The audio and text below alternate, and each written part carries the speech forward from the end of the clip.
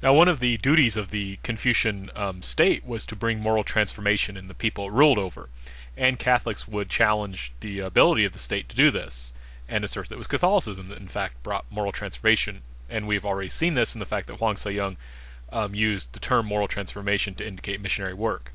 We also see this in the Martyr Biographies, especially in that of Peter Cho Yong-sam. According to the Silk Letter, Peter Cho was from Yangon. His father, a widower who lived in poverty, struggled to make a living as a farmer. Though Peter was close to 30 years old, because of his family's poverty, he had not yet had his capping ceremony, nor had he been able to find a wife. He did not have a very strong constitution and was frequently ill. Moreover, his overall physical appearance did not leave a very good impression. On top of that, he did not seem very bright. He was the laughingstock of his village. No one thought very much of him, but then he began to study under Augustine Chung. Unlike the others, Augustine praised Peter, saying that he was impressed by Peter's dedication to the faith. So what we can see here is that this Peter Cho fellow is someone who's kind of looked down upon by many people, but he's looked upon more favorably by the Catholic teacher Augustine Chung, who, by the way, was the uncle by marriage of Hwang Sayong. Hwang married his Augustine Chung's niece, and that's how he, in part, became a Catholic. But we can see here then, as well, that through Catholicism, Peter Cho is starting to undergo some sort of transformation. Now, Peter was actually arrested along with Yi Chung-bae, who we met just a moment ago. And Hwang notes that when Peter was being interrogated, he refused to cooperate. That made his interrogator very angry. He shouted at Peter, "If you do not follow my orders, I will kill your father." He then grabbed Peter's father and beat him mercilessly right in front of Peter. Peter could not resist any longer. In order to save his father from being beaten to death, he told the officials that he would renounce his Catholic beliefs and practices. So basically, here Peter has been forced to give an apostasy that he doesn't really believe in. He doesn't actually deny Catholicism. In his heart, he just says it so that they will stop beating his father. Now what happens is that Peter Cho is then released because he's apostatized, and while he's on the way outside the jail, he goes by the cell where Martin Yi Chung-bae is, and Martin and his other friends tell him, you shouldn't have apostatized, even though you did it to save your father. So Peter Cho is convinced by their arguments. He goes back to the government official and says, I renounce my apostasy, I am a Catholic, and so then he's rearrested and thrown back in jail. And Hwang notes that every time the Catholics in that prison were interrogated, though the others were beaten no more than the law allowed, Peter received extra strokes, and those blows had more force behind them. The people working that prison had thought of Peter as a weakling who would easily give in, but when they discovered to their surprise how stubbornly he clung to his faith, their hatred grew for him, and they wanted to kill him.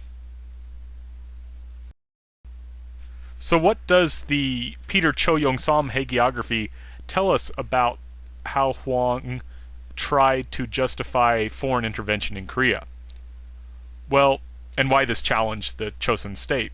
Well, first of all, Peter Cho was not an impressive figure until he meets Augustine Chung, right? He's this guy that people don't take too seriously. But he's transformed through Catholicism into someone who could endure torture and martyrdom.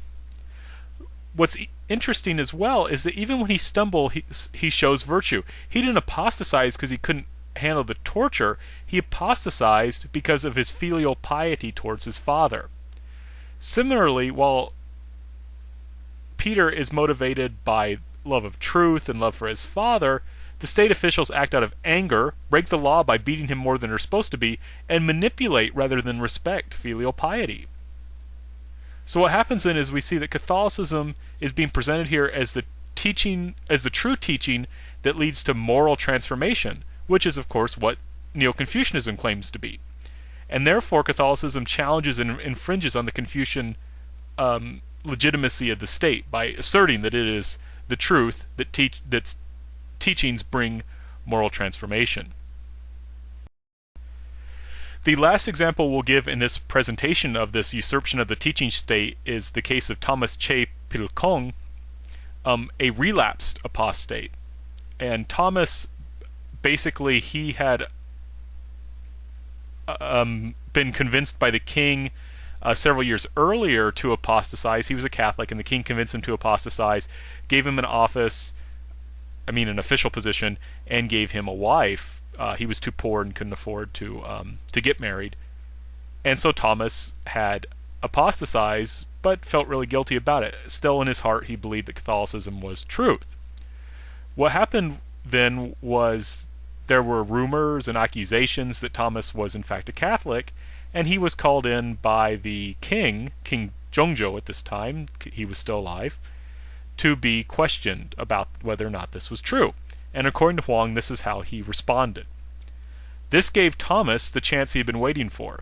Knowing that would cost him his life, he didn't equivocate, but spoke out about how Catholicism taught loyalty and filial piety, emphasis mine. He spoke so clearly and powerfully that all who heard him were moved by his words. However, the officials in the Ministry of Punishments were alarmed and angry at what he said, and sent a report to the king saying that Thomas should be executed.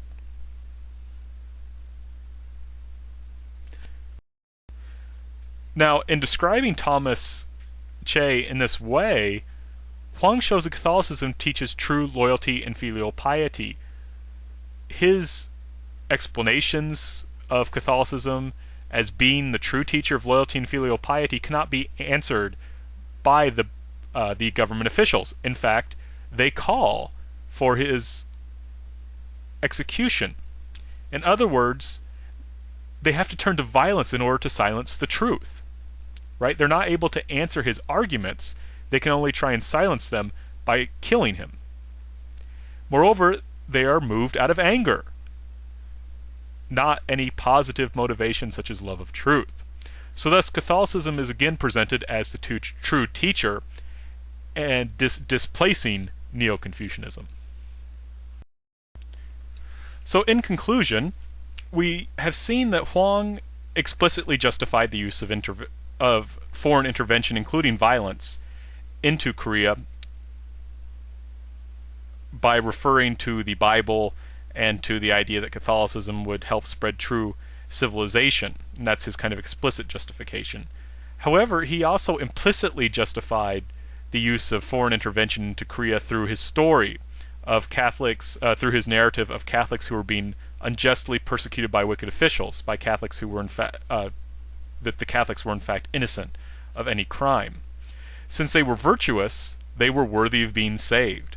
They had the other Catholics in the world in the West had a moral duty to help them because they're virtuous, innocent people who did nothing to deserve the persecution that they were suffering. At the same time, though, we see that Hwang's narrative shows that the Catholics were something of a threat, and that ideologically and religiously they were usurping the role of the state as the teacher of true, powerful, and morally transforming knowledge. So this shows that it was a Catholic threat, not just factional politics or the scheming of officials that led to the persecution. A lot of it had to do with the fact that Catholicism actually presented this religious and intellectual threat, an ideological threat to the Choson dynasty, which it was essentially seeking to replace the Neo-Confucian of the Choson dynasty with Catholicism as the true teacher. And I think this, in some people tend to emphasize the role of factional politics in the persecution.